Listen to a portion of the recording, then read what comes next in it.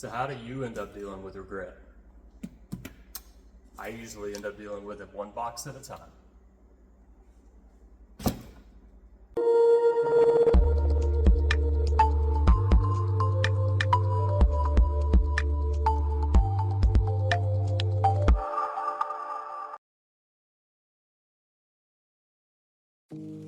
Welcome back to Impress Comics. My name's Matt, and we are on a field trip.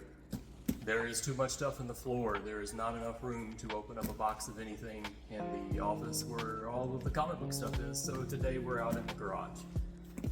Everybody who knows me knows I've built cars most of my entire life. That's what the after hours have always been since I was a young kid. So today I thought it'd be appropriate to open up everything that's in this box out here in the shop. I've always collected Transformers, G.I. Joes, Mask, Voltron, anything from the 80s. That was the thing that was big for me. What I ended up doing though is in 1998 I joined eBay, and that was when I first started selling on eBay. And I thought it would be a great way to get rich quick by selling all my Transformers and all of my G.I. Joes and all of my masks and all of my Voltron figures.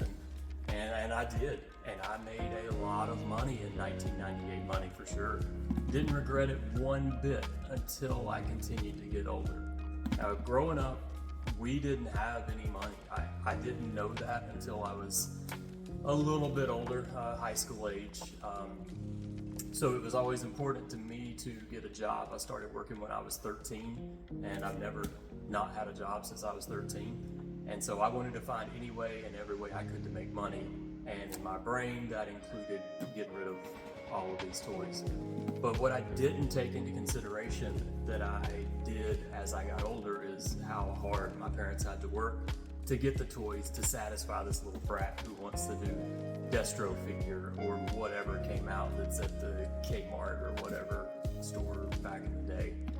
So I've always said I'm gonna replace those, but then that was just a fleeting thought that just sort of went in my head, out of my head. It was easy to forget. But while at my parents' house going through a box of old pictures, we came across the actual pictures that I used and scanned in for my eBay auctions in 1998 that showed all of these original Gen 1 Transformers. Now there was some knockoff stuff too. I told you we didn't have a lot of money, and so there was some flea market bargains in there too. But yeah, the original Optimus, Megatron. As we scroll through, you'll be able to see the original bridge layer. I don't have pictures of all the G.I. Joe stuff that I had gotten rid of, but this was the pictures that I could find. Well, that sort of lit another fire of, okay, if I can find something at a even reasonable price, I'm gonna start picking those back up. I do have a few things left from my childhood. They were not mine. My cousin actually lives next door to me here, and he saved all of his toys. So all of our original He-Man stuff, all of these original G.I. Joe planes, Sky Striker, Raven, and then my nephews have the second gen, his tank and Sky Striker that they played with. So those are all out here in the shop. The Cobra stuff resides on one end right here on top of this refrigerator. G.I. Joe is back there in the back corner, and we're always around that. We come out here and play pool every week, my brother, youngest nephew, and we enjoy seeing that. And they get dusty, but I don't want them in a box. I want them out where I can look at them. Fast forward to a week ago. I've been following this company called HasBeen Toys and Collectibles up in Massachusetts. Mike over at Lunch Money Comics showcased them last year, and I have been obsessed with following everything that they've got because it is my kind of place. Now, I've been to other places, Acme down in Longwood above Orlando, and they have a lot of this stuff too. It's just more than I really wanted to pay for it. When Rick posted up some pictures that he had a big lot of G.I. Joe vehicles that came in, I started thinking maybe now's the time. And I asked him, hey, how much is this? How much is this? How much is this? And I asked him about 4 things specifically. Those 4 things specifically are in this box. So let's see what early adulthood regrets I'm trying to wipe away. All right. So the first one we have, she's got them all nice and bundled up for me here, packaged up. First one that we got is gonna be the Cobra Ferret. This is what I always used for Tomax and Zaymont, the Cobra twins. So we have super small, nothing fancy, but it was one that I used to have. And that one has a special little place of where it's gonna go. The next one, this was incredibly high on my list.